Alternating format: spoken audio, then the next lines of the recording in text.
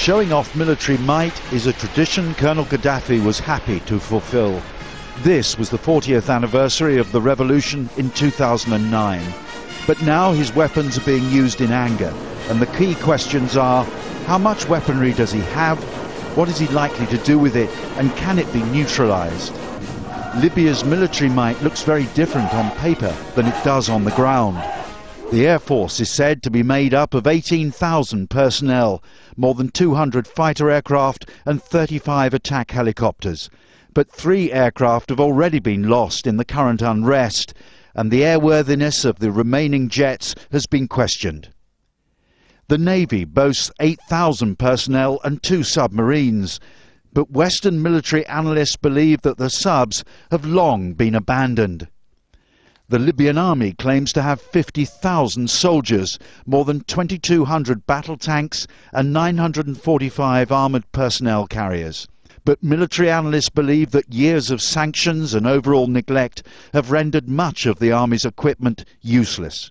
Like any autocratic country, Gaddafi has probably for years been exaggerating the size of his armed forces.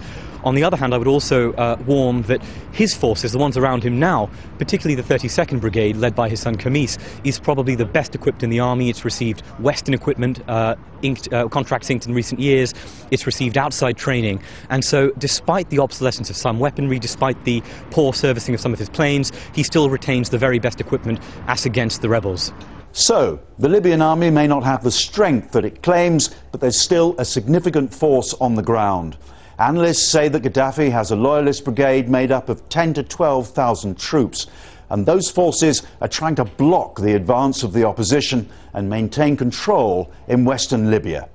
The heavy presence of loyalist forces means that Gaddafi still retains a strong grip on the capital, Tripoli, the town of Sabha, and his hometown of Sirte. It's thought that Libya destroyed its entire stockpile of chemical weapons in 2004 as part of a rapprochement with the West. It does have deadly mustard gas stored at a secret desert location, but no longer has the capability to deliver it. Small comfort for the rebels as they battle for victory. Tim Friend, Al Jazeera.